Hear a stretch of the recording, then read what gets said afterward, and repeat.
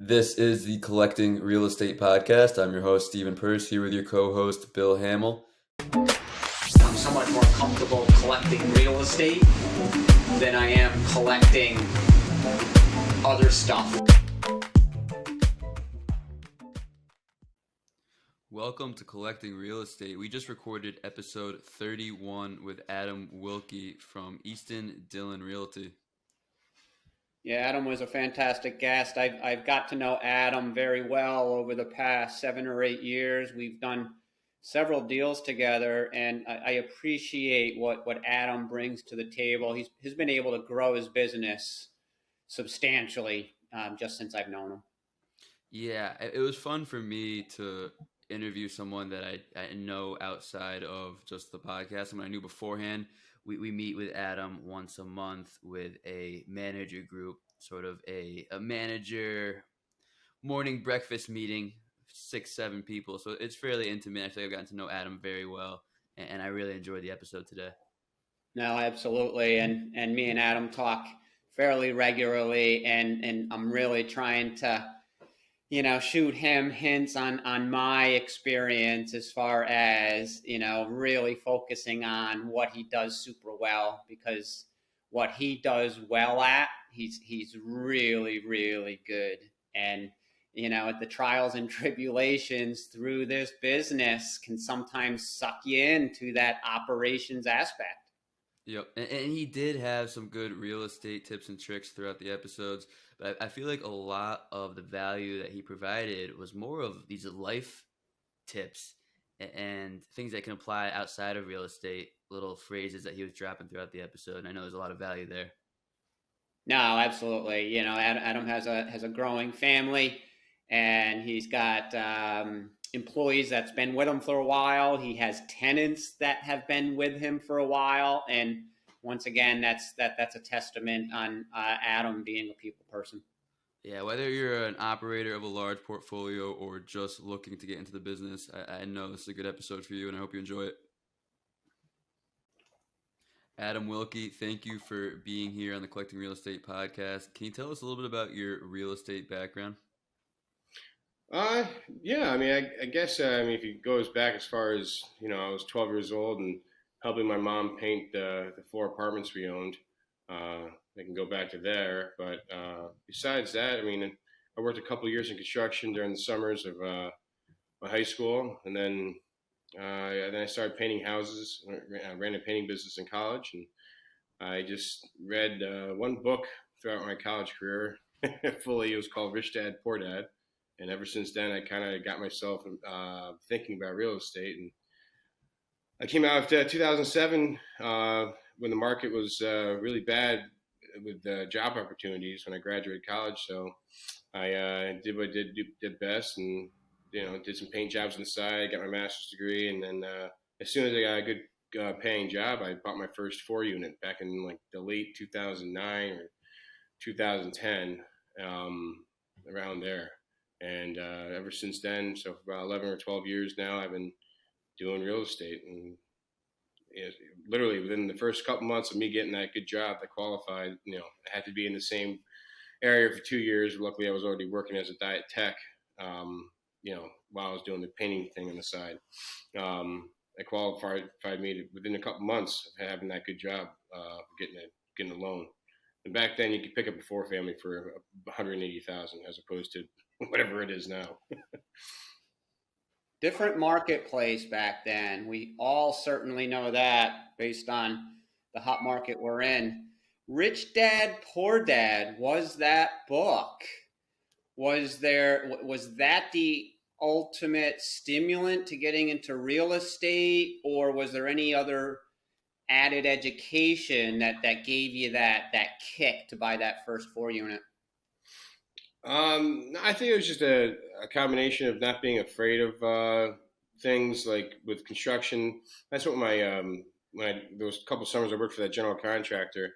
He kind of just made me feel like don't be afraid of anything with the construction. You know what I mean? If you break it, you can always fix it. It was broken once, it can be fixed again. You know what I mean? And so I think combination of that and my parents owning a 4-unit when I was younger. it just seemed like a right move for me. And, the Rich Dad Poor Dad probably just put it all together for me. And it just, every time I was just reading it and everything made sense to me. Undoubtedly, like every other book I've ever read, I always found some type of area where I didn't agree with most of the time they were talking about. And so this book, though, I think 99% of it I enjoyed, and actually felt like I was on the same level. I was on the same wavelength as him. Rich Dad Poor Dad certainly seems to be the number one influencer for real estate investors, but it also sounds like you grew up with it and it's just in your blood. Can you tell us more about what your business is like today? Yeah, I got 3 guys who work for me. I need to hire another person. I just, it took me in the last 4 years. I've ultimately stepped back where I'm no longer doing the fixes, here and there. I'm just literally just stepping back to the point where I can get and be the manager and actually be the manager, so I don't have to, do the day-to-day service calls or fixing, renovating an apartment or something like that. But that's where I'm at right today. I got 111 units and 32 buildings, and they're all mine. And there's no partners involved, and I'm getting to that point where I'm always looking for the next move, but more than likely I'll just continue what Bill did and keep growing and never being satisfied with anything. 111 units is definitely impressive. So you started about 11 years ago, and then you said it was about 3 years ago you made the transition to step back and simply manage your maintenance, because that's a big step that every investor has to take at some point. It's about 8 years it was down for me. your journey. For me, it was just I have to swallow the pride and swallow the. I would look at something like, all right, that's 2 hours worth of work for me, but for another person, especially someone that you hire that doesn't maybe think like you do, or it's not their business, so they're ultimately a little slower, but they're working, they're chugging away at an even pace. But so when I would see it would take 4 hours instead of 2 hours, I would have a problem with that. But now I look at it, I'm like, heck, it's a lot better than me spending 2 hours on it, for an extra 50, 60, 70 bucks. You know what I mean? That is the challenge, is knowing that you can do it better. It's your business, everything, and it's so easy to push that maintenance tech out of the way and say, hey, let me do it. And that is a problem for so many of us. I certainly speak for myself.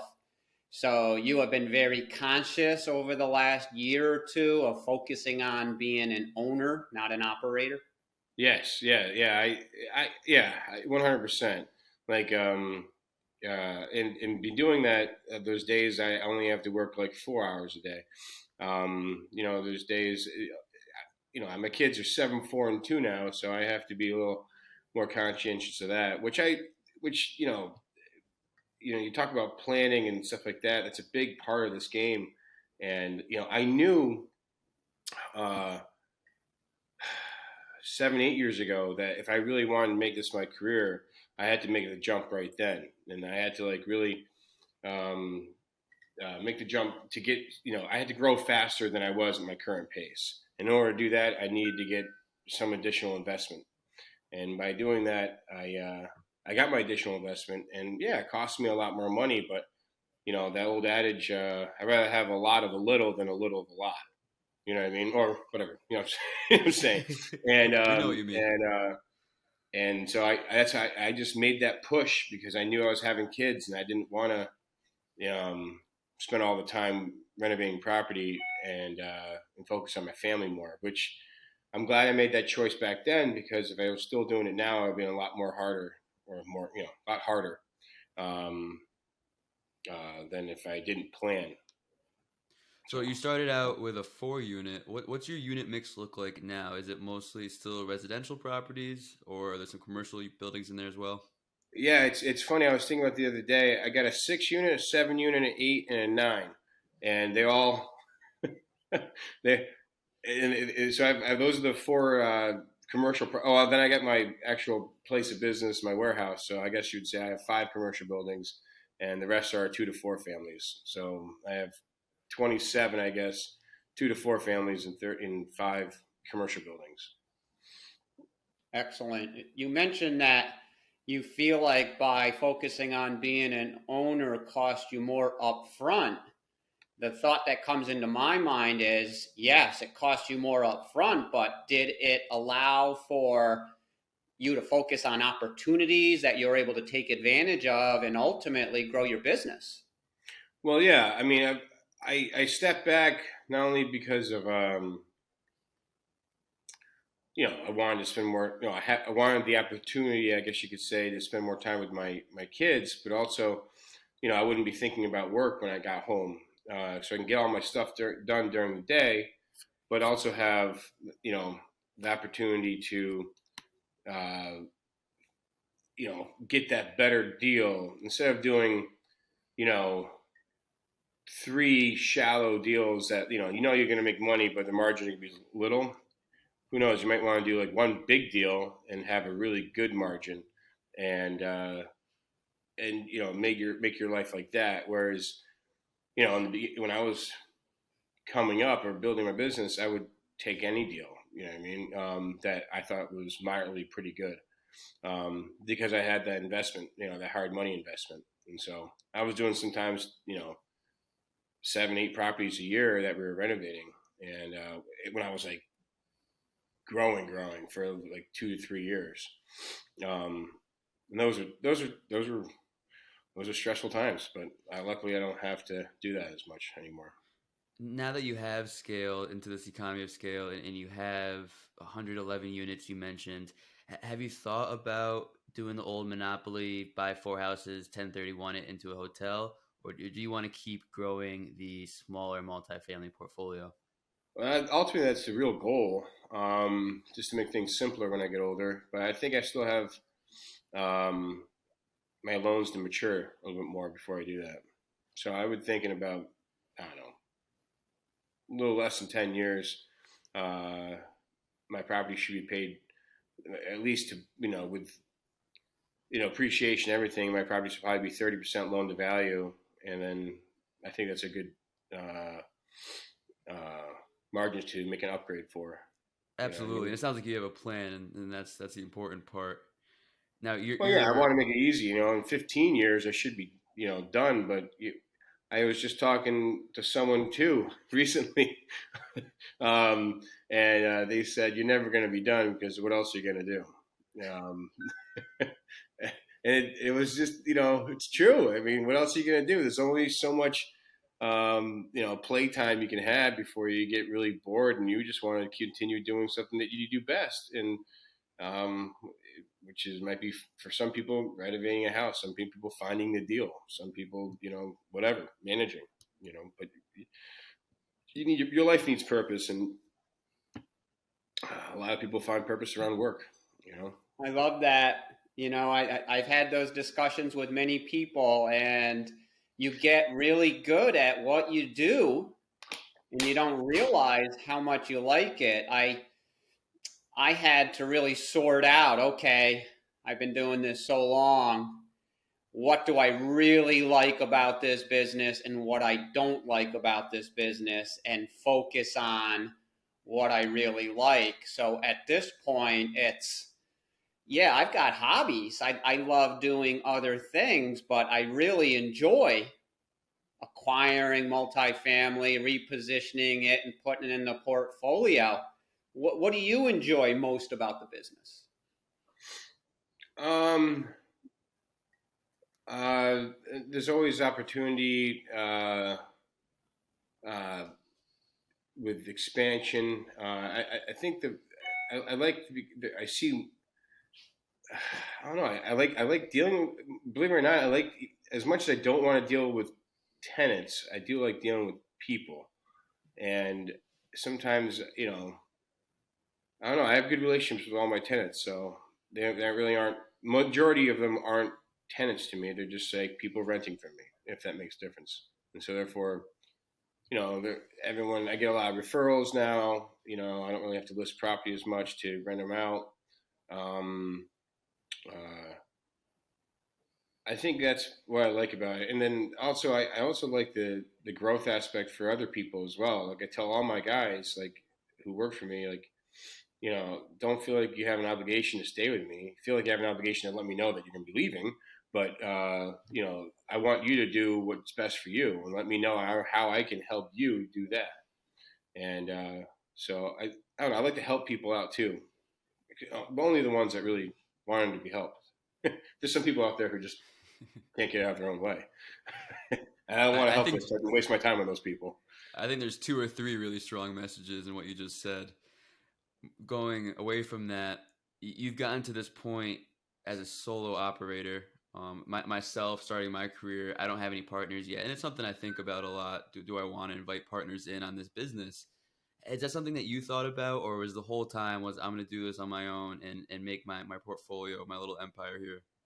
I found, I had a partnership with one guy who I ultimately bought his units, um, and I bought him out. We're in the process of buying him out in his last property. Uh, but that's because it was ultimately his decision to want to, use his money to go on to other things. He wanted to cash in his Albany market. He's got a few markets he's into. But yeah, I mean, I have always been open to working with somebody, but I guess if I was going to work with somebody, it wouldn't be with just a 2-family or a 4-family or something that I've been used to. It would be something a little bit bigger, um, like those syndication deals that you guys have talked about. I would be excited to do that. I'm not really excited to do another 2 to 4 family with another partner. I don't need to. You know what I mean? It's not my thing Yep. anymore. It used to be. I have. You know what I mean? But not planning to in the future, at least. I love how you brought up that syndication model, and we have talked about that on several occasions. And we were close on a deal where you took a look at that 94 unit that we didn't end up purchasing. Knowing that, tying all this in, knowing that you are a people guy, you're providing a great home for your tenants, which is amazing for your business. It really allows you to grow and strengthen that bottom line at the end of the year, so to speak. At the same time, you're helping your employees grow, where it's not all about them working for you forever, so you're the only one who benefits. You want to watch them grow and do something to, grow their life for their families. Right. That syndication model, knowing you're a people guy, are you interested in bringing deals to other people where we're able to help people make big returns on their money? Oh, basically broker a deal. Yeah. Well, getting people in the syndication deals where we're raising money. Someone may invest $100,000 in our deal. They're not doing us a favor. We're getting into a deal that is going to offer great returns. So once again, it's dealing with people and showing them how they can grow their portfolios, their investment portfolios. So you're asking me? Yeah, I mean, I have found people. You know, what I mean, I don't know if I would want to make it like an active hobby of mine to to pursue and find just strictly investors. I like doing it more as a like a pass through buy. You know what I mean? In passing, I'll tell them about it. You know what I mean? I never really looked at it as me being the person trying to put together the syndication. All I've done is any investor that I know that has some extra money, I tell them, hey, what do you think about this syndication deal, especially if they're looking, you know what I mean? But actively looking for investors and trying to find people to invest in a syndication deal, I never really considered being, active with that. No. So you're more interested in being that operator, the property manager, the guy that's boots on the ground, seeing, feeling, repositioning the property? Yeah, I like things that are tangible. I know like people are tangible and everything. I don't know. I like seeing. I like being involved with the planning of the just with the planning, I guess you could say, and planning of the project and getting the project complete. I've always been like that. You know, my painting days, I own a painting business. I have 3 crews operating, so I always made sure that those crews were ready to go. You know what I mean? I've always been a planner. You know, I always tried planning and managing things. I don't know. I've just never been. I don't think a good explainer with explaining financial, you know, opportunities to people. I never really been good at that. I don't feel like I have, at least. Um, and so maybe I just never really crossed my mind doing it. But no, what excites me more is taking on a big project and seeing it get complete um, by the end of it. You know It what I mean? sounds like Whatever every position. more of the asset management role than the investor relations role for the syndication world. How were Yeah. you able to scale as fast as you did? Because that's an impressive amount of scaling. What, 10, 11 years, you got 111 units. That's almost 10 units a year. What was your secret formula for that success? Well, just whatever the triple R's or whatever, 5 R's or whatever. You know, renovate them, buy them, renovate them, uh, rent them out, refinance them, and pull out your all cash, and then make some money on top of it. You know what I mean? Tax free. Well, you still have to pay it back, but The Burr method. Yeah, I think Bigger yeah, the Burr Pockets and method, Gucci right? Mane both call that the Burr method. Right. Now I forgot the acronym, but yeah, it's like yeah, buy RRR or something like that. Yeah. Um, but yeah, no, that and just hard money. You know, I remember calling Arnie Goldberg or Greenberg or Arnold somebody. You probably know him. You know a guy Arnie. They called him Arnie. He was a real estate agent. No, I don't. I wish I did. It sounds like he's a private lender. No, he puts together. He's the one who introduced me to Mako, and then Mako. I got involved with Mako. I did like probably 10 or 11 deals with Mako, and then I got to a point where I had a friend because he saw the success I had, who would give me private investment, um, but on a handshake. I wouldn't have to like set up a lawyer and everything like that. And then up until recently, probably the last 2 years, I haven't to have to use any hard money, which is really a cool thing to feel like it's a lot less pressure on you. You know what I mean? When you're $250,000 in debt to other people, it's got a lot of pressure on you. So you're You know? telling me there's no secret formula? It's the same things that everyone says to do? Yeah, I guess, and just being able to do it and having the gumption to do it and the mental and physical fortitude to actually push on. You know what I mean? Sometimes it can be a lot of mental anguish. You're playing with nerves and am I can get this project done? I mean, I remember at one point I remember like I remember thinking I had this refinance that needed to go through. And my credit cards were all maxed out. I had like no opportunity to go get any more money. I'm like, if this refinance does not come through in 2 weeks, I'm going to run out of money. And I'm like, luckily, like within like 7 days or 4 days, the refi came back and I was flush again. But it was, I remember that specific. I remember one time too, when I bought my first 4 unit. I'm like, that the place over there, my first building. I remember thinking, shit, if somebody doesn't pay me this month, I'm not gonna be able to pay my bill. But it's a lot less stressful now when you got some more money behind you, and I was worried about finances. I love that. It brings back memories. I feel like we've lived the same life. At some points when I was doing the same thing, I'm just like, geez, if the next bank understands what I'm doing right now, there's no way that they want to lend me any money because you're just operating on a total shoestring, and it's literally month to month saying, okay, if this doesn't fall into place, I better go get a job so I can pay some of these notes. Yeah. Well, but the thing is, tell me if I'm wrong. What you're confident in is your deals. You go in and you make deals that are going to pay off. Yeah. I guess that's another reason why there's a lot less stress now than as it was back then, is because I've been through it all before. So it's like I'm not worried about if something pops up. Yeah, I'm not. I know. Yeah, I know if the deal is going to be good or not. I mean, I've been burned in the past. I remember thinking 6 years ago, square footage means a lot. I mean, it's going to cost more material, more everything. Square footage.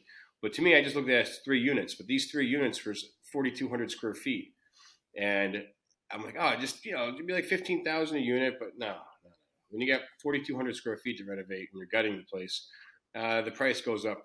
I mean, so I remember thinking, it took me like a year of me after I refinanced it, maybe a year and a half to get the profit from the monthly to just be flush again. But now that place doesn't give me any problems. I'm never there. Maybe 5 times a year I'm there. You know what I mean? And it's cash flowing now positively for the last 3 years. Now you have 3 kids to worry about, and some would argue that's more stressful than notes to pay down. Adam, sometimes we do a segment called Plastic Wrapped Favorite.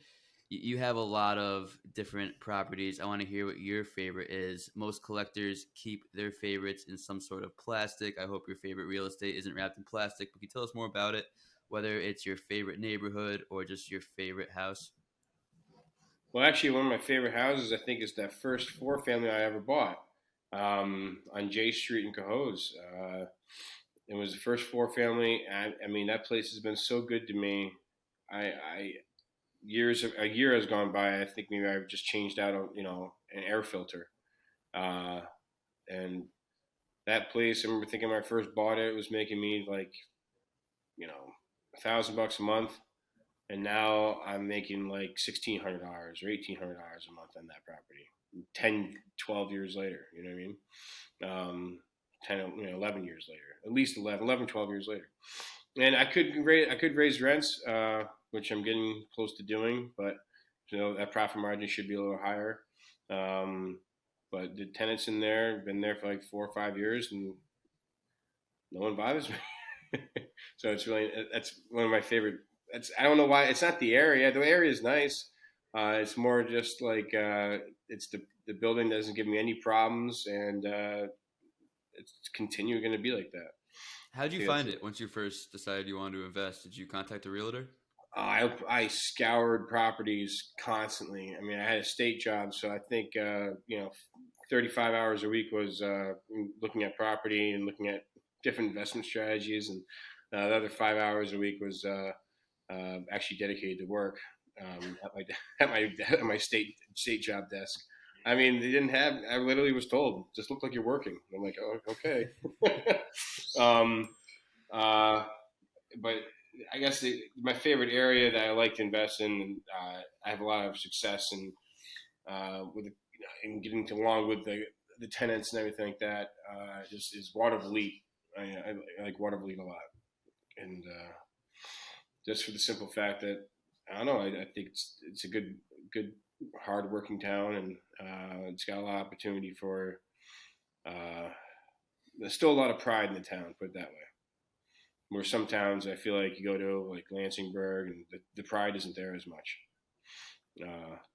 You just feel it, but it might be in my head. Who knows? No, there's a lot to say about that. You're basing it on your experience. So, I agree. Lansingburg, may have a little rougher edge to it, where Watervliet, I agree. It's a solid community. You drive through there for the first time and you can see that it's a nice place to live. Yeah. So getting back to, that favorite property and it growing so well for you, having cash flow, built up equity, based on other discussions that we've had, I know that you've mentioned paying down principal on your debt and, trying to pay loans off. Have you ever used any of your equity to buy deals, or thinking about using that equity to scale up into larger deals? Like to Like to do a 1031 or do like a bridge loan against it or something like that? Or just refinance if you have $100,000 in equity on that 4 unit. Refinance, get 75, 80,000 out, and roll that into another deal.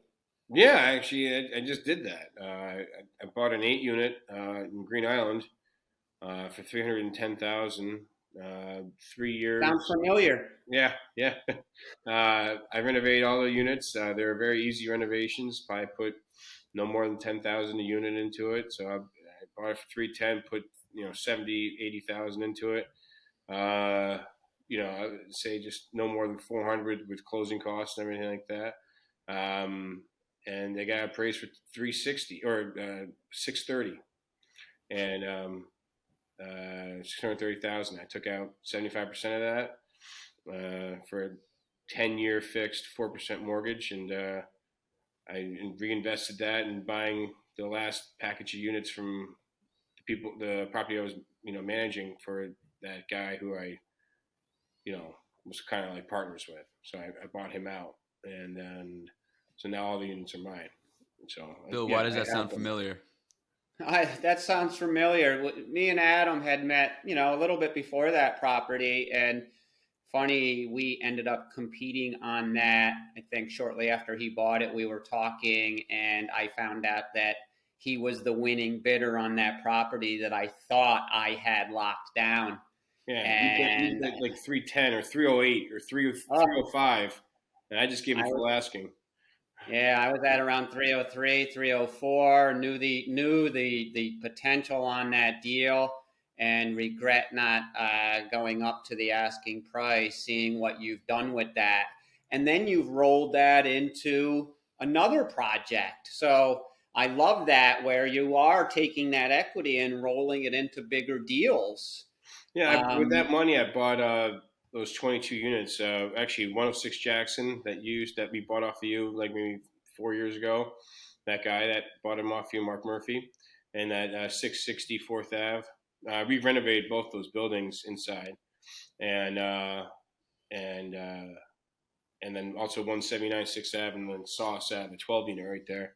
So those are all mine now, and that's what I used to buy. That's where I refinanced that property to buy all those. And then they still got one more, that 9 unit in Congress Street, but I'm not completely done renovating that. But I bought that 3 years ago too, but I can't get the city to approve the storefronts, the use for the storefronts, converting them to a residential use as opposed to a commercial use. But there's a hardship case in the fact that the city took away the parking in front of the storefront, so therefore you can't really have a successful business without parking. So I don't know. The city, I'm long story for that one, but yeah, when I refinanced that one, I don't know if I have to. Maybe I'm not. Maybe I won't. But if I ever want to do another big deal, I'll probably be doing that. I hear you mentioning running into red tape with the city. New York is definitely a tenant-friendly state. Is that something you run into a lot here? If you're going to have bad people, no matter what kind of clientele you have or tenants you have or property you have. But typically I this past pandemic with the red tape and not being able to kick people out, I would say it's about twice the normal that I'm used to. So instead of like 3% of people that you rent to become unstabilized either because of a habit they picked up, like drinking, or they lost their job and they really just don't care, and or they're just trying to take advantage of the situation. So maybe like 6% during the pandemic, but it's a lot better, I think, than some people who said they've lost like 30% drop off from people not paying them. But those are also higher cap properties. You know what I mean? So I don't know. I guess there's trade-offs. When you do have property that is making a high cap, but you might have to go through 3 months of people not paying you before you can kick them out. I don't know. Have you thought about moving into more landlord-friendly states and diversifying your portfolio, or do you plan on staying in New York? And I plan on doing it for at least another 10 years here, at least. But then my kids are still be in school and well situated, so I got another 15 years before I can even consider probably moving into other things. Like I said, I like seeing. I like one facet of real estate I like is that it's tangible. So I know I can touch it. I know what the property's doing. Whereas some people like investing in other areas, I can't see that. I mean, unless I trust somebody really, really well, or if I'm in that state a lot, like for some reason I like to vacation in Tennessee. I mean, great. I'll maybe invest in Tennessee, but I can't see myself doing that. No, I like to see that. I like to have. I have thought about that, yes, but am I going to do that in the foreseeable future? No. Give myself Well, another 10 years. getting back to that question previously, your low debt rate, which is a testament to your customer service, even during a pandemic. And you have properties that have high cap rates, high margins, so you're able to absorb that very easily. That's also a testament to you buying the right deals. I'm interested with that Congress Street property and the vacant commercial storefronts.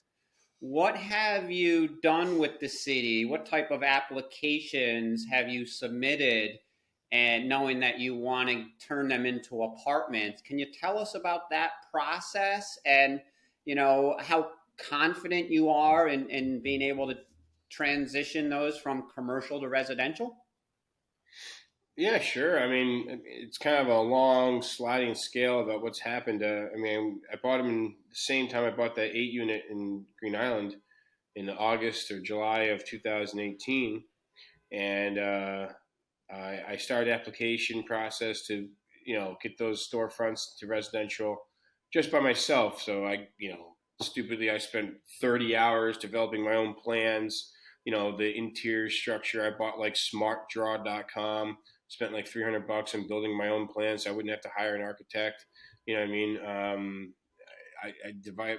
I had to get a survey, but from that survey, I got my structure built on my piece of I did everything myself, and I guess I should have just done and not done that. I should have just hired a lawyer and hired an architect right from the get go, paid the extra money, and I probably would be in there renovating it during the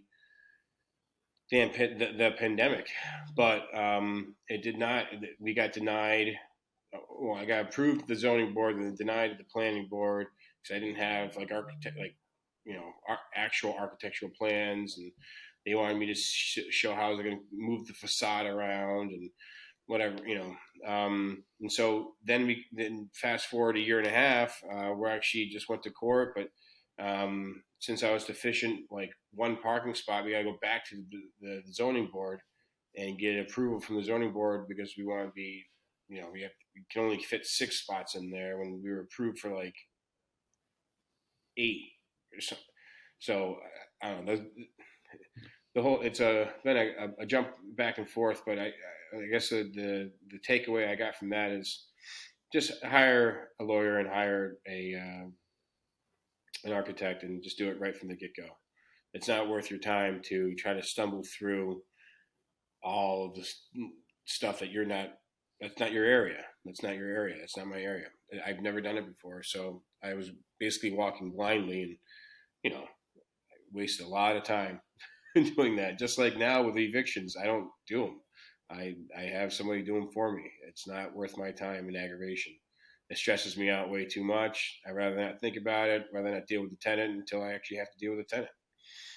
And you're able to focus on what you're great at, finding great deals, managing your construction crew so you can reposition deals, yes, create great cash flow, create great equity so you can roll it into the next deal. Let someone else who has that different expertise in the legal and architectural background, take care of that work for you so you can get in there and turn those commercial spaces into cash flowing residential apartments. Yeah, there's a part of me though. Go ahead. Yeah, there is a part of me. The way we've been talking is Yeah, I know that for me to grow faster and be less stressed about things is literally just have sub crews, if you will, or have subs work for you, and then you don't have to have you'll have like one or two people on staff to like manage the day to day stuff of your existing units, but they're not helping you grow; they're just helping you maintain. Versus having a sub crew, I really want to start developing so I could basically get a project, call a couple contractors I know, and have them do it. Which I'm slowly getting to the point where I can do that. But I gotta get myself out of my own way, saying, "Oh, I could save $15,000 if if I just managed it myself." But it's the trade off. You know what I mean? Do I want to save the 15,000 and be a little more stressed, or do you want to not be bothered with it and just But that's hard too. I've tried trusting a sub crew, and it just wasn't done to my likiness. I had to go back and fix things. I'm like, well, I might as well just done this myself. You know what I mean? At that point, or had my guys do it. So I know Bill can relate to that message. Yeah, that's the challenge, man. It's getting past that barrier. What I've learned was it doesn't have to be perfect. And, for you to really benefit and take care of those needle mover things to grow your business, to allow some things to fail. And, yes, if you have to correct them, you correct them, but ultimately not allowing those things to get in the way of growing your business and really focusing on being that operator. Adam, we really do want to respect your time. We're going a little bit long here in this episode. So one last thing I wanted to say on the top of all that is one thing I've learned or have had to learn is let a lot of things go. Just let things that bother you go. You can't do anything about them. Just let them go. It'll be there tomorrow. That's another thing I say to myself. Oh, it'll be there tomorrow. Tomorrow's another day. Whereas I always felt like I had to do it that day, and that was there's some good words to the wise whoever people are getting into it. You know what I mean? Don't let the small stuff. Don't sweat the small stuff, and shit will always be there tomorrow for you to do. Sorry, that's a beautiful life lesson for anybody, no matter what they're doing. Yeah. So they say you need 3 of something to have a collection. So we have a collection of questions for you. Number 1, what are your 1 to 2 year business goals? No, the 1 to 2 year business goals. Well, I guess through talking with you, I mean, it's been my 1 to 2 year business goals is to get my commercial property that I bought when my current business is at fully operational and built and expanded, and then possibly refinance it out because I don't have a mortgage on this property right now, and then that would be, I think, the tipping point to me being able to find those crews and maybe just have 1 or 2 people work for me to maintain the property I have currently. I think that would be the transition point for me. Awesome. Number 2, what is your 1 to 2 year personal goal? I get back into what I used to love doing all the time, and that's just focusing on health and working out. That used to be a huge, motivator in my eyes in my life, but that always puts down to the wayside when you're so focused on everything else. You know what I mean? Like I get very obsessive with things, and anything I do, I'm always obsessive and excessive. Like anything, working out, I become excessive and obsessive about it. Real estate, you know what I mean?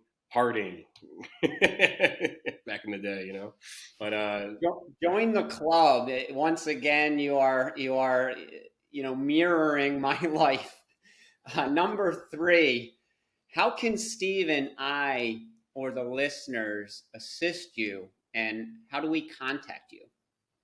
Right there is my if I had, you can contact me at Easton Dylon Realty, all one word, at gmail.com. Easton Dylon Realty. So Easton, EASTON DYLAN Realty, REARTLTY, at gmail.com. I'm always open to take questions and help people who, like I said before, wanting to be helped. If I remember correctly, your company was named after two of your kids. Yeah. Which one didn't make the cut? Well, my first company was Harper Remodeling. So I was making some cash on the side to keep with help with cash flow and stuff. Okay. And then that disbanded, turned into more of like a holding LLC, holding real estate LLC, as opposed to an operational LLC. And maybe 2 or 3 years ago. And then so that was Harper Remodeling, and she was my first, Harper. And then second is Easton. My third one was Dylan, and she's 2 years old. So 7, 4, and 2. However, on the back of all the hats I wear, I always have so she doesn't feel. There you go. Feel just like she's not loved. So the answer's there. She's there with you. I love ending it on a wholesome note. No, that's awesome. He answered your question beautifully. If anyone has appreciated this episode, please give us a 5-star rating. Subscribe to the Collecting Real Estate podcast. Adam, it's going to be exciting to watch you grow your business. I certainly appreciate you being able to find those deals, reposition those deals, and add equity, which you're doing a fantastic job with. So thanks again for being a great guest. Thanks, man. Appreciate it. Thanks, Steve. Thanks, Bill. Nice talking with you. I'm looking forward to seeing your what deals you have in the works coming up too. Thanks, Adam. Talk soon.